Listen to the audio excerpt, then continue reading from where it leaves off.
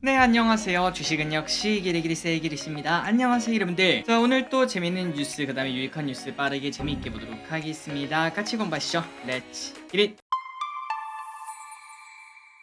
첫 번째 소식입니다. 오늘 저녁에 드디어 파월의 입이 열립니다. 이것 때문에 최근 3일간 증시가 힘이 없는 모습을 나타냈죠. 과연 어떤 이야기가 나올지 관심 있게 보도록 하겠습니다. 그런데 일단 지금 전망을 보면은 이것 때문에 파월 아저씨가 갑자기 이상한 소리를 해서 증시가 급락할 확률은 그렇게 크지 않다고 합니다. 또한 지금 시장에서 가장 뜨거운 거는 바로 중국 시위에 관련된 내용인 것 같습니다. 여기에 관심이 정말 많은데요. 우리가 처음 이 소식을 봤을 때는 이건 당연히 악재다라는 생각을 분명 했었는데, 하지만 갑자기 이 와중에 호재가 될 수 있다 이러한 이야기도 나온다고 합니다. 그 이유가 뭔가 봤더니 시위는 불확실성이지만 이거를 잠재우기 위해서 아마도 제로 코로나를 어느 정도 포기를 하지 않겠냐, 단계적으로 포기를 하지 않겠냐 이런 얘기가 나오면서 중국 증시가 어제도 급등하고 오늘 또 소폭 상승하는 걸 확인할 수 있죠. 또한 어제 중국 국가보건위원회는 노년층을 대상으로 코로나 백신 접종을 강화할 것이라고 밝혔는데, 시장에서는 결국 중국 정부가 코로나 규제를 완화하지 않겠냐 이러한 신호로 해석을 하고 있다고 합니다. 어쨌든 오늘로써 11월이 끝나고 내일부터는 12월이 시작이 되는데 12월은 진짜 뜨거운 산타랠리 한번 봤으면 좋겠네요. 자, 이거는 재미난 소식이라서 가져왔습니다. 중국의 월드컵 중계는 우리나라, 그러니까 전세계보다 30초 늦게 방영을 하고 있다고 하는데요. 그렇다면 중국 이렇게 딜레이가 되는 이유가 뭘까요? 처음에 봤을 때는 땅덩이가 커서 그런가 라고 생각을 했는데 그게 아니라 바로 검열 때문이라고 합니다. 어떤 장면을 검열을 하는가 봤더니 바로 관중석을 검열을 한다고 하는데, 지난번에 우리가 봤다시피 지금 시위가 나오는 이유가 월드컵을 봤더니 야, 저기 관중들은 마스크도 끼는 사람이 전혀 없고 전부 다 웃고 떠들고 있는데 모두가 행복해 보인다 이러한 이야기가 많이 나왔다고 하죠. 그러다 보니 중국 내에서는 그게 많이 부담이 되었나 봅니다. 30초 동안 시간을 딜레이 시킨 다음에 그 관중석이 나오는 그런 장면은 커트를 하고 다른 장면으로 대체를 한다는 거겠죠. 그리고 플러스 이런 거는 또 북한도 마찬가지일 것 같습니다. 북한에서는 한국 팀을 그냥 한 개의 팀이라고 표현을 하고 있고, 또한 개막식에는 BTS 공연도 편집을 했다고 하니까 여기도 마찬가지로 검열 없이는 못 사는 그런 나라라고 볼 수 있겠죠. 평소도 그렇지만 이런 걸 보면은 한국에서 태어난 걸 참 잘했다, 다행이다 라는 생각이 항상 듭니다. 다음입니다. 내년에는 유가 110달러 갈 전망. 골드만삭스가 내년 유가가 배럴당 110달러까지 뛴다 이렇게 전망을 했습니다. 최근 국제유가는 하락세를 이어와서 80달러가 깨졌죠. 하지만 지금 상황은 중국의 코로나가 조금씩 퍼지고 있는 상황이고, 그러면 결국 경제가 다시 하강하겠죠. 그 말인즉슨 석유 수요도 둔화가 될 것으로 보입니다. 아니 길이 뭔가 좀 이상한데, 그런데 그 석유 수요가 둔화가 되면은 수요와 공급 중에서 수요가 줄어드니까 당연히 가격이 떨어지는 거 아니야? 왜 그런데 가격이 오르는 거야? 이런 질문 당연히 해볼 수 있겠죠. 그런데 그 이유는 바로 오펙 플러스에서 이런 부분을 예상해서 선제적으로 감산을 결정할 수밖에 없다고 합니다. 그러니까 가격 떨어지는 꼴 절대 안 본다는 소리겠죠. 결국은 12월 달에 오펙 플러스는 추가 감산을 결정할 것이며 그 결정으로 인해 석유 시장의 흐름이 바뀔 것이라는 전망이 있다고 합니다. 그리고 또한 중국 코로나로 인한 그러한 봉쇄, 이것도 결국 시간이 지나면 회복을 할 것이고 결국은 수요가 또 올라올 거니까 그때가 되면은 유가가 내년에 110달러까지 갈 수 있다는 거겠죠. 과연 이 말이 맞을지 관심 있게 보도록 하겠습니다.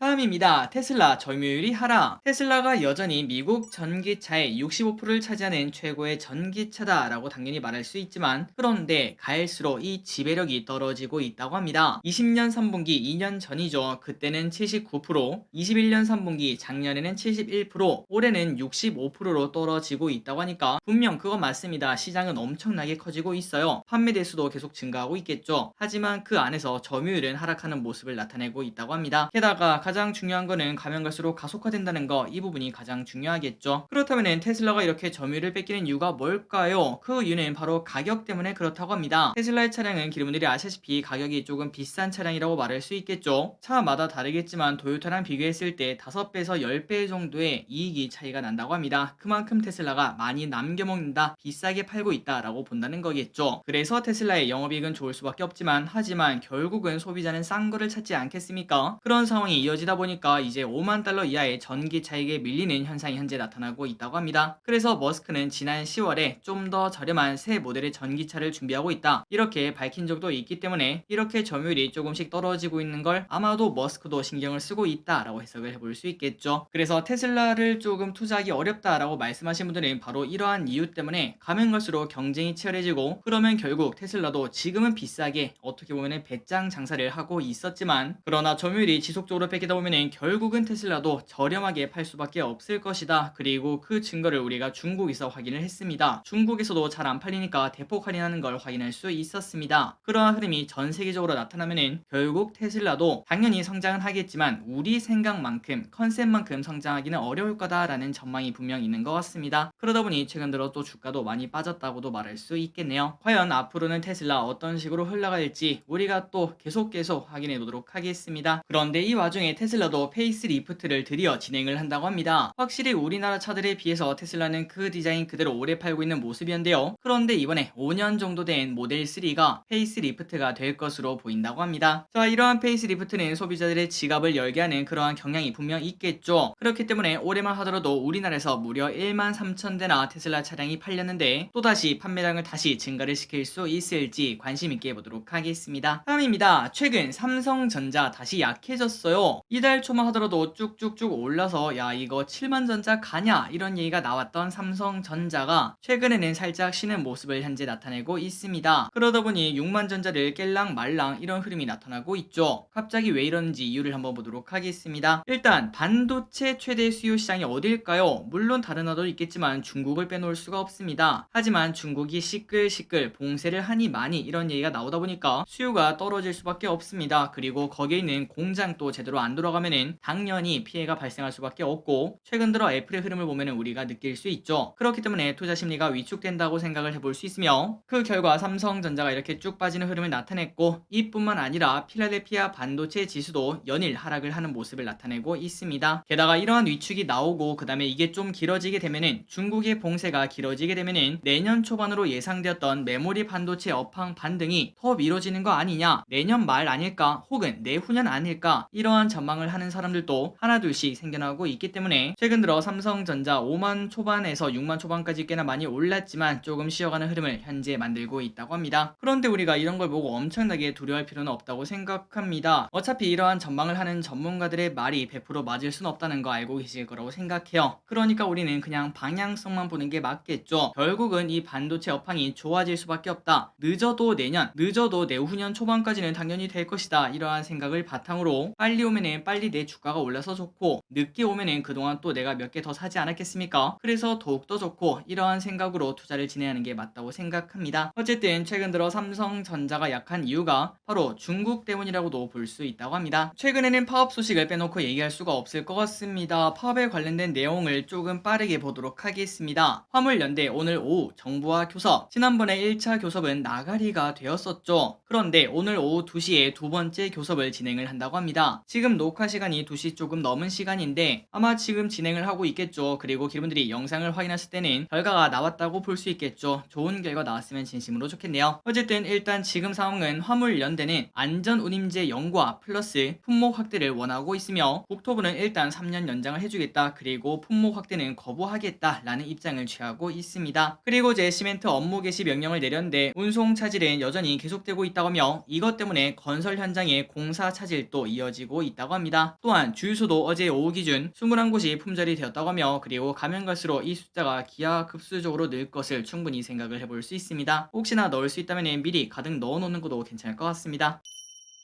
이어서 파업 소식 하나 더 보도록 하겠습니다. 파업 소식이 정말 많네요. 오늘부터 서울 지하철 1호선에서 8호선을 운영하는 서울교통공사 노조가 총파업에 들어갔다고 합니다. 다만 현재까지는 큰 혼란은 없었다고 하는데요. 서울시에서 1만 3천 명을 투입해서 평상시 수준으로 현재 운영을 하고 있다고 합니다. 다만 어쩔 수 없이 이러한 운행 차량 대수는 줄어들 수밖에 없기 때문에 퇴근 시간에 확실히 혼잡할 것으로 예상이 된다고 하니까 서울에서 출퇴근하시는 분들은 이 부분은 참고하시면 좋을 것 같습니다. 그나저나 서울 지하철에서 수준에서 파업한 이유는 뭔가 봤더니 바로 인력 구조 조정 문제 때문이라고 합니다. 참고로 다음 달 2일 당장 코앞이죠. 이틀 뒤입니다. 이때는 코레일 노조도 총파업을 예고하고 있다고 하니까 기차를 이용하시는 길분들도 이 부분은 참고하시면 좋을 것 같습니다. 연말 교통 대란이 현재 조금은 예상이 된다고 하네요. 파업 소식을 마지막으로 보도록 하겠습니다. 바로 조선업도 파업을 할 수 있다라는 이야기가 나오고 있는데 이 부분은 우리에게 직접적 영향은 아마 안 줄 것 같지만 그래도 간접적으로는 줄 수밖에 없겠죠. 그리고 주주분들도 이 부분은 알고 계셔야 될 것 같습니다. 빠르게 보자면은 현대중공업, 현대미포조선, 현대삼호중공업 등 조선 3사 노조가 임금 단체 협상을 두고 입장차를 못 좁히고 있다고 합니다. 벌써 20번에서 30번 이 정도의 교섭을 했지만 진척이 없는 걸 확인할 수 있다고 하네요. 그래서 오늘부터 부분 파업에 나선다고 하며 다음 달 6일에는 공동 파업, 7일부터 9일은 순환 파업, 13일에는 전면 파업을 할 계획이라고 합니다. 갈수록 수위를 높여가는 걸 볼 수 있으며 이렇게 싸운 이유는 바로 임금 때문입니다. 노조는 8년 동안 동결이었다며 기본급 14만원 인상 및 다른 지원을 원하고 있다고 하며 사측에서는 이미 업계 최고 수준이라며 노조가 원하는 것의 반 정도를 현재 제시를 하고 있다고 합니다. 자, 날씨가 춥습니다. 기름분들 감기 조심하시기 바라고요. 그리고 이러한 파업들 전부 다 잘 마무리되었으면 모두가 만족하는 그러한 결과 있기를 진심으로 바랍니다.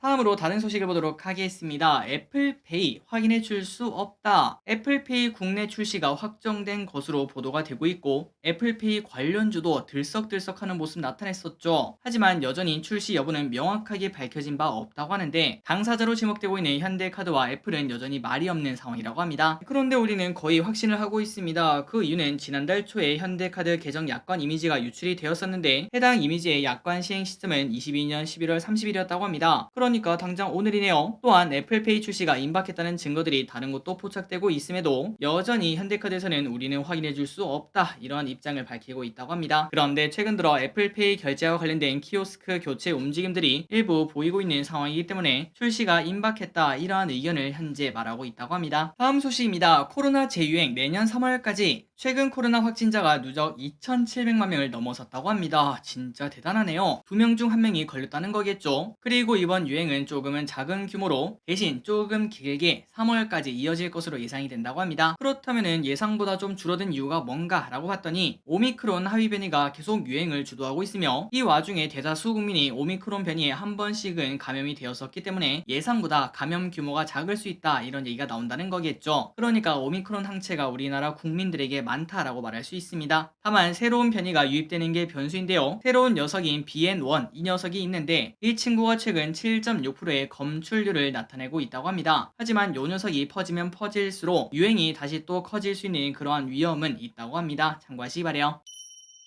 다음 소식입니다. 월드컵 때 치킨이 정말 잘 팔린다는 거 당연히 알고 계실 거라고 생각하고 그리고 저기리스의 개인적인 생각으로는 다른 배달업체도 완전 난리가 났을 거다라고 생각을 했습니다. 그런데 실제로는 아니라고 하네요. 한번 보도록 하겠습니다. 보통 우리가 축구나 야구나 그런 세계적인 경기를 볼 때는 치킨이 1피인 건 당연합니다. 우리 피에 그냥 치킨의 피가 흐르고 있다라고 말할 수 있겠죠. 그런데 치킨 말고도 다른 먹거리도 당연히 판매량이 올라갔을 거라고 생각을 했었는데 오히려 하락을 했다고 합니다. 진짜 모든 거를 그냥 치킨이 빨아들였다고 해요. 치킨 판매량은 말 그대로 치킨 대란을 터뜨렸지만 다른 외식업체는 30에서 40%씩 매출이 줄기도 한다고 합니다. 그만큼 모든 사람들이 그냥 뭔가를 야식을 시켜 먹고 그런 게 아니라 치킨만 시키는 그러한 현상이 나타난다는 거겠죠. 축구는 치킨이다 이러한 공식이 강력하다고 볼 수 있습니다. 자, 이번 주 금요일날 마지막 포르투갈전이 열립니다. 저 기리슨 친구들이랑 같이 응원할 예정인데 이기고 지고를 떨어서 정말 재밌는 그러한 경기 골이 빵빵 터지는 그러한 경기가 나왔으면 좋겠습니다. 그리고 이왕이면은 그때 이겼으면 좋겠네요. 지구 온난화는 심각해지고 있습니다. 프랑스의 한 알프스 마을이 개장 58년 만에 스키 리프트를 철거를 했다고 하는데 그 이유는 눈이 안 온대요. 뭔가 이름 자체에서 그냥 눈이 펑펑 올 것 같은 그런 느낌이 들지 않겠습니까? 알프스. 그런데 지구 온난화 때문에 최근 15년간 눈이 오지 않아서 운영을 결국은 접기로 했다고 합니다. 여러분들이 아시다시피 요즘엔 환경, 기후 변화가 사람의 목숨까지 위협을 하고 있습니다. 올 여름에 유럽이 너무 뜨거워서 몇만 명의 사람이 죽었다고 하죠. 그렇기 때문에 가면 갈수록 환경에 대한 관심이 높아질 수밖에 없을 것 같습니다. 다음 소식입니다. 요즘 파업 때문에 꿀알바가 생겼다는 소식. 완성차가 출고가 되었는데 몇 개월 동안 기다린 완성차가 드디어 출고가 되었는데도 옮기지를 못하는 상황이라고 합니다. 그러다 보니 로드 탁송, 직접 운전해서 갖다주는 그런 경우가 많아지고 있는데요. 그러나 결국 이거는 사람이 운전하는 거 아니겠습니까? 결국은 단기로 사람을 쓰고 있다고 합니다. 하루 15만 원을 받는 것으로 알려졌다고 하며 거리에 따라 다르겠지만 하루 한 대에서 세 대 정도의 차량을 운송 구성하고 있다고 합니다. 그리고 기아 광주 공장에 따르면 추가 인력이 필요하면 현장에서 모집을 하기도 하는데 입소문을 타고 지원하는 사람도 그 앞에서 현재 왔다 갔다 하고 있다고 합니다. 운전면허증만 있으면 되고 일당이 15만원이니까 진짜 꿀알바라고도 말할 수 있겠죠. 어쨌든 이런 상황이 현재 벌어지고 있다고 합니다. 다음입니다. CU 연세빵 혹시 들어보셨나요? 저도 아직 먹어보진 못했지만 크림이 가득한 흰색 빵이라서 인기가 좋았다고 합니다. 그러다 보니까 고대도 또 가만히 있을 수 없겠죠. 고대빵이 새로 출시가 된다고 하는데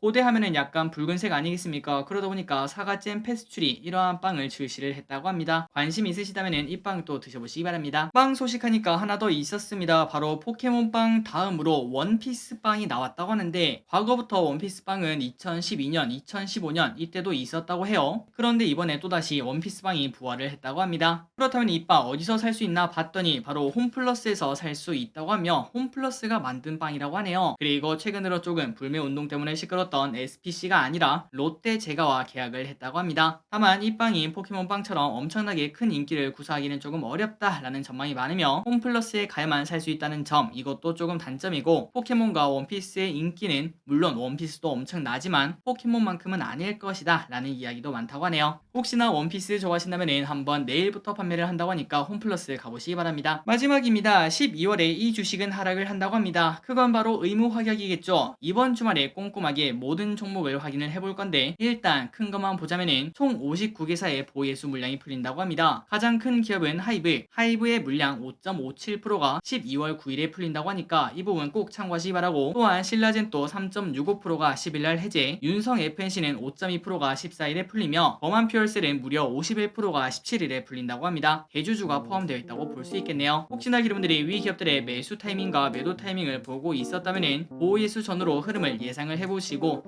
이때 한번 매수해볼까 이때 한번 매도해볼까 이러한 전략 짜시면 좋을 것 같습니다. 자, 오늘의 공부 여기까지 끝났습니다. 항상 이렇게 같이 공부해서 진심으로 감사합니다. 지금까지 길이셨습니다. 빠이요.